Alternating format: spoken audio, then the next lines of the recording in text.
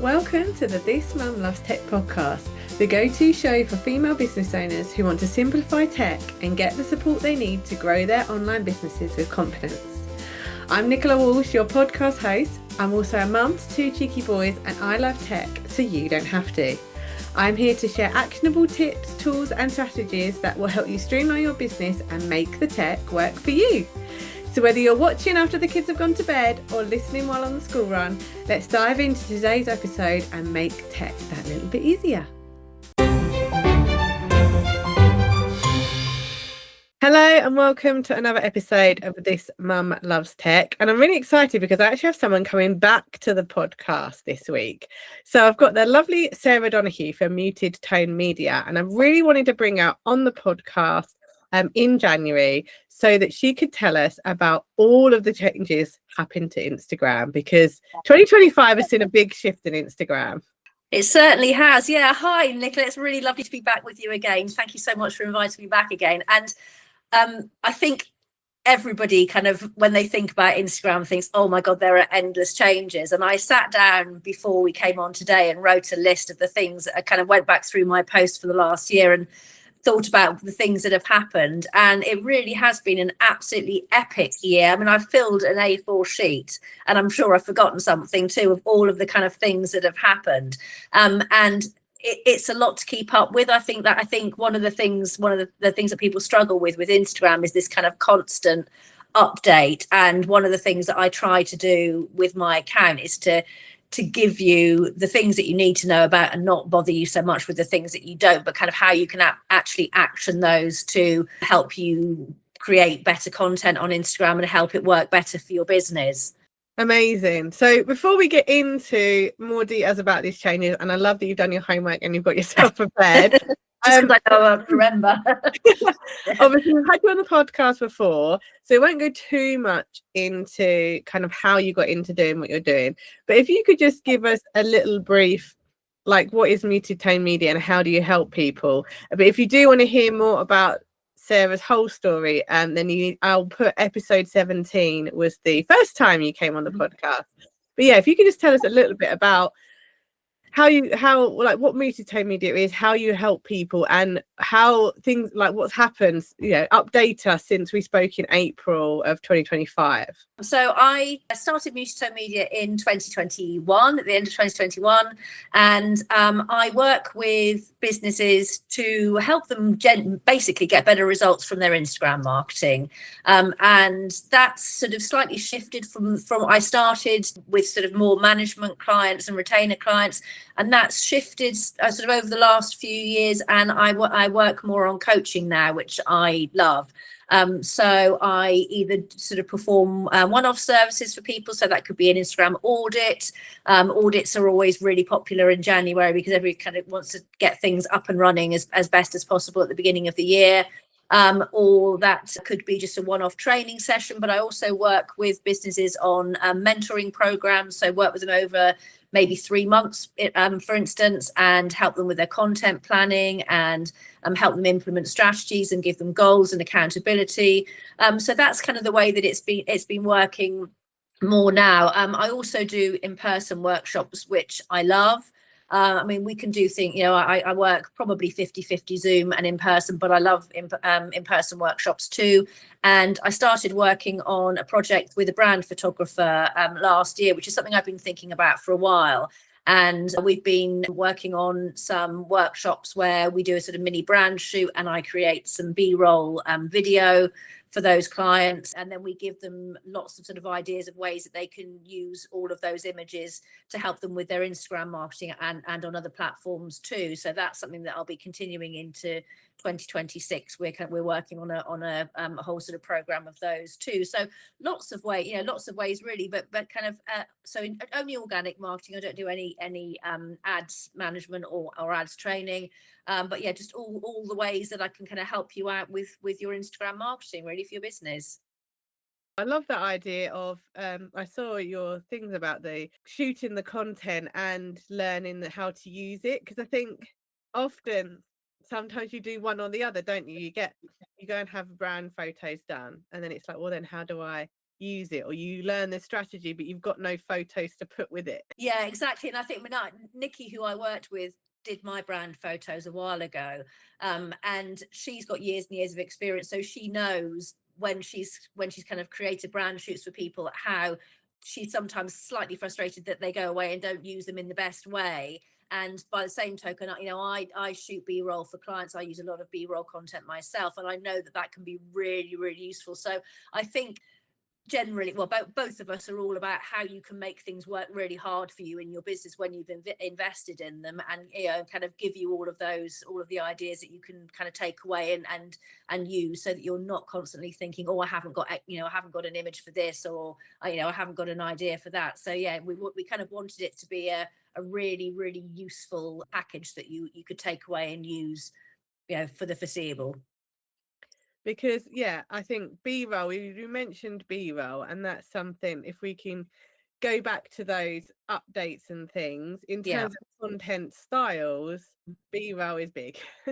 It really is big, and I think that I'm pretty sure that's going to continue into 2026. I think in the past there's been quite a lot of content that's been really difficult to really long-winded to create, and I think more and more and more the trend is, if you're running a business, you're not a content creator, and unless you have a budget to hire somebody else to do that for you, we've got to find ways and strategies that fit in with our business days, so that you're getting your message out there, you're getting the right message out there, but you're not spending hours and hours and hours creating content. So yeah, B-roll is such a useful tool, and if anyone doesn't understand what that term is, it's basically so any piece of film where you're not talking to the camera like we are now. So it's an film industry term. So any piece of film content that isn't you sort of directly talking to the camera is B-roll, and it's a form of short form video that you can use over and over and over again, but just change the messaging. So they're very, very useful pieces of content for your Instagram marketing. And I think it's like taking advantage of the opportunities to do B-roll when you get them. Like, I know I've seen you've been on quite a few different trips and holidays over 2025, and you've used a lot of the content of that in your B-roll. So it's like, it doesn't have to be you sitting at your desk. No, I mean, and I think that's one of the blockers sometimes. For I spend an awful lot of my time at my desk, and you can 100% be using that. You can film that too, but I think as long as it's relevant to your business, so as long as it's kind of helping people understand a little bit more about you. So it might be travel, it might be you in nature, it might be you in a gallery, if that's relevant to your audience. But just sort of those little micro clips that help people understand a little bit more about you and let them into your world a little bit more, they're really, really useful. And it is I'm not for a second suggesting that you go on holiday and you're filming content, but I quite often, if we're away somewhere, and I mean I've had a bit of a door series, you will have noticed there's quite a film of me in front of doors in Spain, but I'll maybe set half an hour aside while I'm away for a long weekend or whatever, and think, okay, I'm just going to shoot me walking past a door or walking through some shops or whatever, but that I can kind of use over and over again. So yeah, I'm not suggesting for a second that we're filming on our holidays, but if you've got a nice backdrop and you can just kind of spend 10 minutes or so capturing it, then absolutely do. Yeah, and like you said, it's about reusing it as well. Like, yeah, totally. Making the most. I think you did a post where you got, I'm sure it was you had a picture and you showed all the different ways you could use it. I did and actually that was just taking a selfie. I did a sort of a piece of content about how to take a selfie, and then another piece of content about you can get a week's worth of content out of this one. So it is all about making your assets work harder for you, so that you're not constantly spending time creating content and you're spending more time working in your business. I think you said that at the beginning, and that's so true, that like as business owners, we aren't content creators. Like, being a content creator is a job in itself. And so we do need to be able to be more clever with our content and what we're using it for and making them. And it's something I know personally I want to do a lot more of in 2026 is reusing what I've already created, but in a, you know, packaging it up in a different way rather than reinventing the wheel every time I'm going to write a post. Yeah, and I mean, I know I've heard you say this before, that not the only person that sees all of your content is you, and that is 100% right. But also, that there's that kind of adage of having to hear things 7 times before they land. And I think, now Instagram has 3 billion active monthly users, which is mind blowing. You need to repeat those messages much more than 7 times, but there are lots of ways that you can repeat them so that they're slightly different, so you're essentially saying the same thing, but you can kind of create a strategy where you're saying them slightly differently, or you could also flat out repurpose, reuse the same piece of content, but there are lots of different ways of saying the same thing so that the message lands. So one of the things I said I wanted to go get you to tell us more about is all the updates for 2026, like what has happened in Instagram. And I think what you said though is really key, is like what has happened in Instagram that's key for small business owners, because there has been lots of changes, and you're right. And when you said as well that the reason people sometimes get a bit down with Instagram is because it is probably one of the platforms that has the most changes on it. Yeah.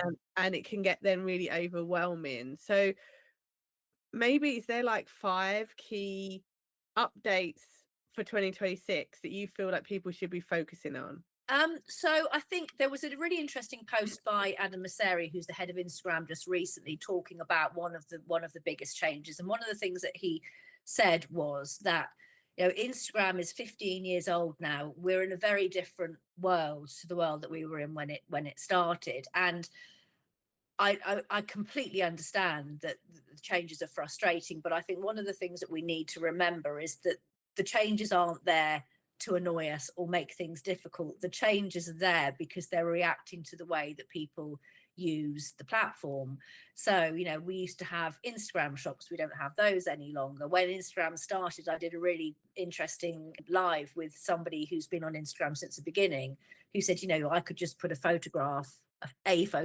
single photograph, and it would get loads and loads of likes, views, whatever. And we're not like that anymore. There are so many more users. So Instagram is having to constantly adapt, and I think that's the thing that we need to remind ourselves, is it's not doing it to annoy us. It's doing it because it's reacting to the way that we're using the platform.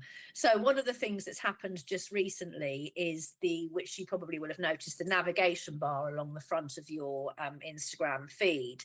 That has had the sort of first big change that it's had in 15 years. So I've written this down because I know that I wouldn't remember. So originally the buttons were home, search, create, notifications, and then profile. And now we've got home, reels, DMs, explore, profile, and you can swipe between those. So rather than having to tap on those different feeds along the bottom to access them, you can just swipe from left to right to access the new feeds. And that's changed because the most used features on Instagram are reels and DMs. And I didn't realize this until recently, that apparently more people share content in the DMs than put it on the grid every day, which is also kind of mind blowing. That's crazy, isn't it? So, I mean, I use DMs in a specific way as a business, but a lot of users aren't using them that way. They're using them just to kind of share content. So, and I always feel these kind of changes, when they move things around, it's a little bit like when they move your supermarket shelves around. You can't find things for a while. You're like, where the hell are the baked beans? And then in 2 weeks' time, you forget where they were originally. So which is why I had to write that down, because already I'm thinking I can't remember already what that's like before. But so that's why that's why that change has happened. And then one of the really big changes that they've been sort of talking about for a while is this being able to adapt your algorithm. So I have it on my explore page and on my reels page now. But at the top of your reels page, you will probably have this little kind of symbol with 2 little hearts and if you tap on that, it will show you what what content types you're engaging with at the moment, and it gives you the option to tweak that feed. Now, I think it will take a while for people to even realize that it's there, but it means that as a viewer, you can tweak what you're shown to make your the content that you're served specifically for you. And I think that's making a lot of business accounts nervous, because they're worried that then people aren't going to see their content. But actually, it's actually, in my opinion, is a beneficial thing for small businesses, because as long as you're targeting the right people and you're using sort of keywords in your content, then your reach may go down slightly for a while, but it does give you the ability, strategy where you're targeting more of the right people. So, I think I think when these changes happen, everybody gets kind of quite nervous about it. I think they take longer to filter through than you imagine, but I think that's going to be a big one, which kind of leads me into the next thing, which is SEO. And SEO has become more and more of an important part of running our Instagram accounts, where before you could use 30 hashtags, and you could pop those onto the bottom of your caption, and they would help you, they would increase your reach. Now the Instagram algorithm is wanting you to be much more targeted with what you use. So my account was limited to 5 hashtags recently. Some accounts have been limited to 3 hashtags. So now our content is much more reliant on keywords than on hashtags, to kind of get your content served to the right people. Yeah. So SEO, the kind of move to more SEO and keywords has become a real move over. And I think actually that was one of the things that when we sort of first spoke, that was I'd created this guide, which actually now is almost defunct, because that's all kind of moved on again, where hashtags just aren't really, the hashtags that you use are used as keywords, not as hashtags. They're just they're not a thing any longer. Which, to be fair, I feel quite relieved about. Yes, I know some of finding the right hashtags is always a thing that took up so much time. And I think, obviously, I know bits about SEO from websites and all that kind of stuff. And it's a good thing because it's putting everything together. So the SEO you're using to get your website's pages found is now the same things you're going to be using to get your Instagram content found. So really, you're actually doing, in a way, less work. Because if you're already doing SEO for your website, you would then have to have done hashtag research separately for your Instagram. Yeah, I agree. I mean, I am absolutely no expert on websites or website SEO. I think this is much easier than, and it's one of those terms. I mean, maybe you'll tell me I'm wrong, because you know more about websites than I do, but it's one of those terms that kind of makes people think, oh my God, that just sounds so techy, I don't understand it. But the reality is, in terms of Instagram content, it really is just thinking about what's your customer looking for. And I came across a really interesting stat actually a couple of weeks ago. Apparently Forbes magazine had written an article saying that at the moment about 24% of people are using social media to search in place of Google. So that's really interesting. So all of these things are kind of tying together. That SEO for Instagram isn't super complicated at all. It's just thinking about what your client would be looking for if they were looking for you, and helping the algorithm serve your content to those people.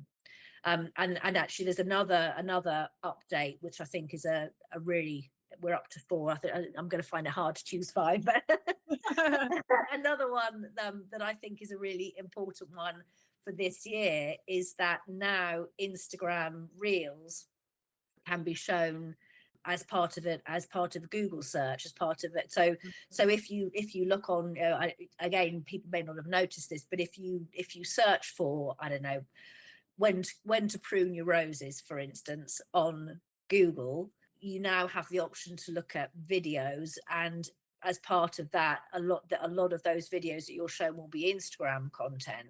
And I think initially it was bigger accounts and accounts that have more reach, but I do think there's opportunity there for smaller business too. If you're using the right keywords throughout your content, you can be shown on a Google, you can come up on a Google search too. So I think that's a really key update too. Yeah, and I think, like you said, people hear the word SEO and they get really scared about it. And really, I think my theory of it is that the same keywords that you use on your Instagram content or your website will be interchangeable, because really you want to be ranking for the same things and showing up for the same things. The thing with the websites is just understanding where to put that information. Yeah. The actual words themselves, the research that goes into finding what words people are looking, or what words you want people to find you for, I think are going to be similar, or in fact the same across all your platforms. And I think that is just only a good thing, because it's less work for you. Exactly. You just do the research the once, and then make sure that those keywords filter into all of your content. It's not a case now of thinking of each thing separately. It's a case of thinking it all as one digital ecosystem for your business. Exactly. One of the things that I've said to people before when they're working on their Instagram keyword strategy is put what you think your customer is looking for into a Google search. So you're right, it is exactly the same. And I think the same with Instagram. There are lots of places that, and I'm not talking about kind of stuffing keywords in. I'm talking about words that you would naturally use when you're creating your content, or when you're creating covers for your reels, for instance. But there are lots of little places within your Instagram content and on your account that people might not know that they can use keywords, which we can talk about another time. Yeah, so well, we'll talk about in your masterclass. So what I have done is, not only have I got Sarah coming onto this podcast to kind of give us this overview, and we still got one more to do, we still got number 5. Yeah. But I feel like this is a good opportunity to talk about your workshop that you're doing. So Sarah's coming into the This Mum Loves Tech membership on Monday, the 19th of January. So just after this weekend at 1 o'clock, Sarah is going to do a masterclass on how we can implement these updates in our Instagram. So obviously we can't go into all the details, and obviously we need to be shown some things and that as well. We can't do that on the podcast episode. We can tell people, we can help inform people what these updates are, but obviously it'd be really helpful to then see, how do we actually put this into our Instagram content? How do we optimize our accounts and all that kind of stuff? And that's going to be, let you tell me a bit more about, is that the kind of thing that's going to be happening in your work? So I think, what I love to do is to cut out the overwhelm with all of these things. So, we will talk about the major updates. We'll talk about some of the tiny ones too, in case they're relevant. But I think the thing that's really useful is to know, how can I tweak my Instagram strategy? How can I tweak my content to make what I do in 2026 align with these updates? And, they aren't huge shifts, they're tiny shifts, but all of these tiny tweaks, all of these kind of incremental gains will help you as align with the algorithm changes, align with the big updates on the platform, and just kind of help you know what's going on Instagram in 2026 and how you can react to that. So we'll talk about the updates, and then I'll help you implement those into your day-to-day Instagram strategies. Yeah, amazing. Because like you said, we don't want there to be overwhelm, especially when it comes to new updates in tech and things. But we need to know how to use them. So yeah, if anyone is interested in coming along to that masterclass, the link to join the membership will be in the show notes. It's £30 a month for the membership. You'll get access to Sarah's masterclass, the weekly Q&A calls, and also the library of past masterclasses. The membership has been going for like 18 months now, so there is a great library of resources there that are going to help you get your tech going in 2026, so that you can really like what Sarah was saying, we don't want the tech to be the barrier. The tech should be helping you grow your business. In Instagram's case, it should be helping you reach more people. And we want to make that as simple as possible. And I hope that's what the membership will do for people. So yeah, if you want any more information, the links will be in the show notes. So let's get back to the tips and the updates. So we got to number 4. So what would be your final kind of key update that you've seen happening in Instagram? I think one of the biggest shifts this year has been the change in the way that people are creating content.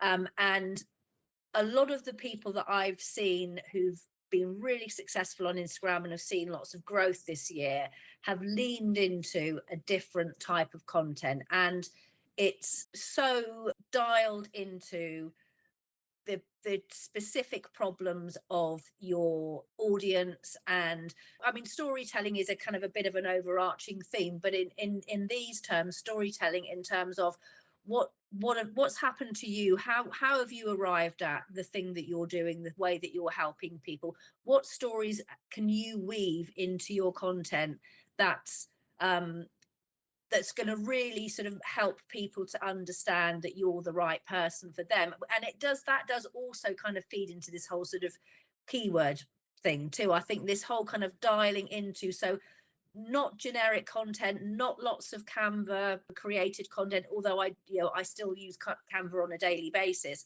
but lots of kind of a bit like the sort of static version almost of B-roll too. So where B-roll is kind of sitting in this kind of content creation thing where people are kind of using just very simple clips, there's been this whole kind of movement of photo dumps with photo dump sounds like it's not thought about, and it's not that, but photographic content where you might be using a photograph of you working and you're using it for 5 slides of a carousel, but your message is kind of over the top of that, so it's easier to create content, but the asset isn't the most important thing. You're not poring over a Canva screen for hours. Your message is the really important thing, and I think that's been a real key shift over the last sort of 12 months, and that will definitely continue into 2026. Is this sort of, what stories can you tell that will kind of help that will reach your perfect client and will help them understand that you're the right person for them.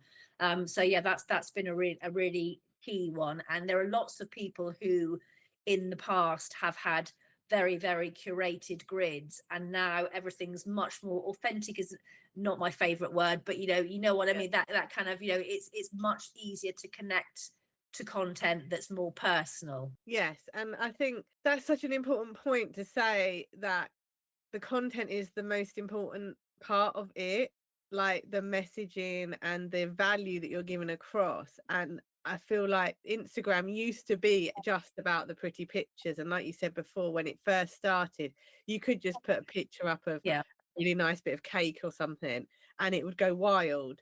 And now it's like people want to know more. They don't want just a pretty picture of cake. They want the story behind how was that cake created? Why was it created? Yeah.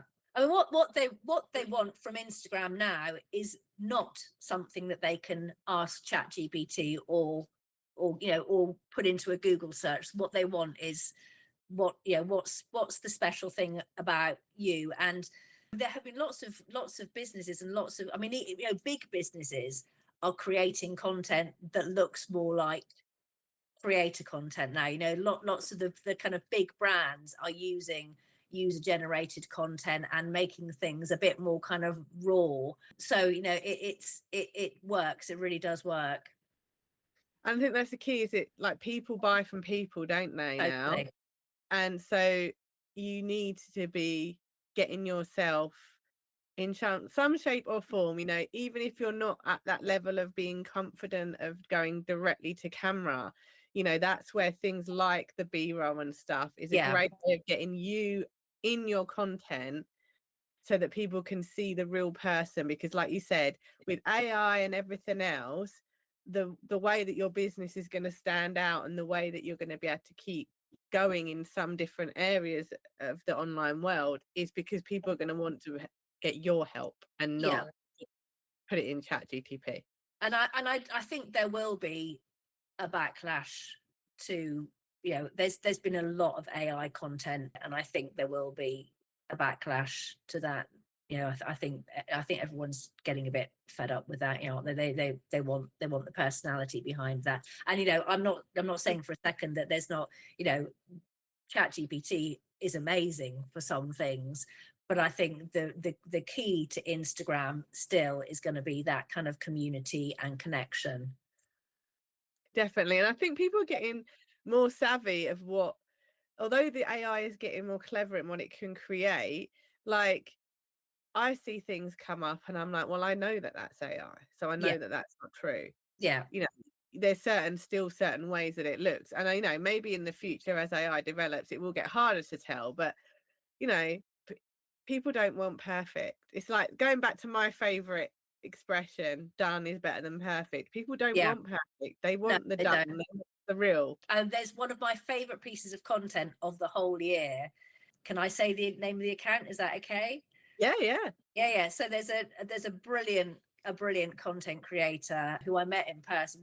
Well, she is a content creator, she is a business owner also, but she runs 2 accounts side by side, and she's called the Chatty Carpenter.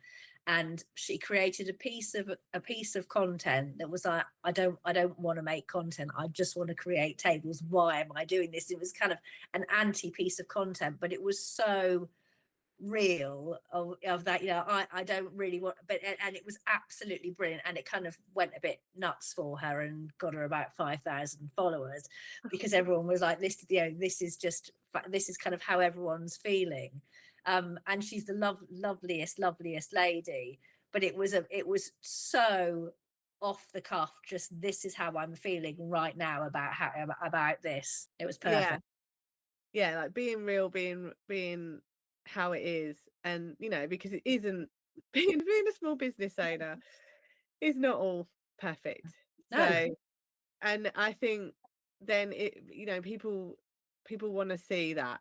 They want to know that, because it makes you more relatable. Like if they just see it perfect all the time, then they're like, well, that's not me. I'm But if I twisted my camera ever so slightly, you would see the carnage that is behind me. Me too.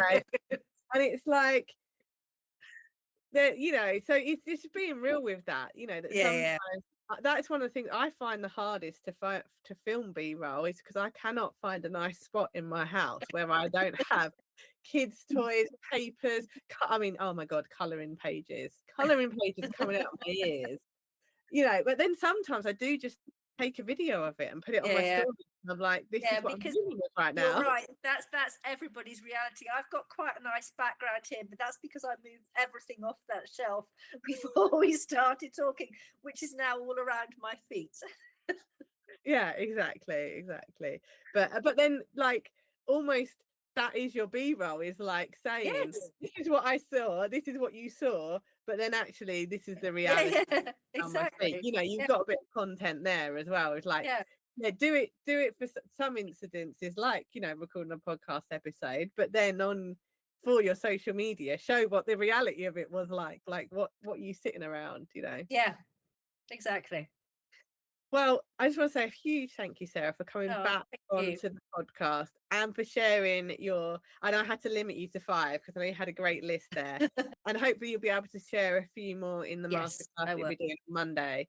But how can people get support with you in 2026 with their Instagram? What have you got coming up this year that you can help people with?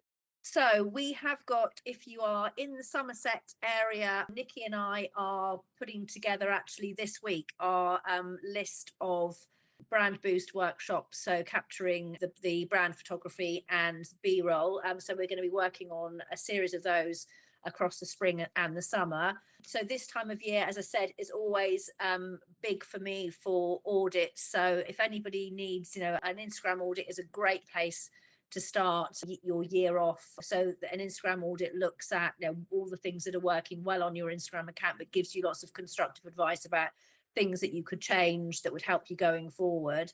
And I've got a sort of package list if anybody would like me to send one out to them of all the other things that I work on. But the best place to find me is on Instagram. I'm always in Instagram. Lots of the projects that I work on with people are bespoke. So lots of people come to me and say, I really need help with X, Y, and Z, which could be a power hour. We could just sort of work through an Instagram struggle in an hour, or we could work through it in a slightly different way. So the best thing to do is if there's something that you're sort of thinking, oh my goodness, I really need some help with this on Instagram, pop into my DMs, always up for a chat, and I can send you out some information and we can go from there. Amazing. So all of Sarah's links to her Instagram account, obviously, any information about those in-person workshops for the photography will all be in the show notes. So please do go check out Sarah. She's Muted Tone Media on Instagram, and you're always putting up such helpful content. I hear about the updates through Instagram coaches like yourself that help me kind of understand. I don't bother listening to the kind of Instagram news as much anymore because I'm like, it is too overwhelming. Yeah. Well, I wait for you. There's a few other creators that Instagram coaches that I follow as well, but like you in particular, wait till you tell me about it, because it's like I can understand it when you do it, and I feel like that's how what I do with the tech as well is I like feed it back to people in a way that I feel that they will understand it. And I think sometimes with those updates as well, they'll come in a sort of flurry and everyone's like, oh my god, this is awful, or this is great, or whatever. Sometimes you just need to sit with it for a little bit and think, okay, is that awful? Is it brilliant? How's it going to work for you? So I like to sort of have a think about those things and how it's going to work best before I then, I don't want to bombard anyone with loads of kind of update info. So yeah, I like to sort of weed out the good stuff and not bother you with the stuff that's not so good, and then tell you how I think it's going to work for you. Well, and test it as well. Because Exactly. a lot of time I see people, they comment on something just as it goes live, and then sometimes Instagram pulls it because it didn't work. Yeah, and there can be this kind of race to be the first person to talk about things, and you're absolutely right. There were actually, when I went back through, I talked about moving highlights actually for a while at the beginning of the year, which I'm really pleased they didn't, because Instagram highlights can be such a useful resource on your feed. And they've also been talking forever about being able to reorder your grid, just sort of moving it around like a puzzle, which hasn't happened, may not happen. So yeah, sometimes you just got to sort of wait and see what filters through. Yeah, definitely. So yeah, definitely follow Sarah, because she can filter it for you and then just tell you the updates that you need to know that are really going to make a massive change to your business. And those 5 updates that you've talked about today, they're really ones that we need to pay attention to, keywords and SEO, and the fact that you can be found on Google, and the way that they've completely changed, like you said, the layout. And I didn't know about the swiping thing. Like, I didn't realize that you could even do that. I just want to say a huge thank you for coming on the podcast today. And I can't wait for the masterclass on Monday. I know it's going to be super, super helpful. Brilliant. See you next week. And thank you everyone for listening to this episode. And I hope to see you on another episode of This Mum Loves Tech. Thank you so much for tuning in to this episode of This Mum Loves Tech. If you're ready to save time and cut through the overwhelm when it comes to the tech and the tools your business really needs, don't forget to grab my free time-saving tech checklist. It's a super simple checklist that shows you what tools are, I believe, essential for your business, what can wait, and what you may have signed up to that you're not actually using. Download your copy at thismumlovestech.co.uk/checklist and start making the tech work for you. You can also find the link in the show notes below, and I'll see you in the next episode.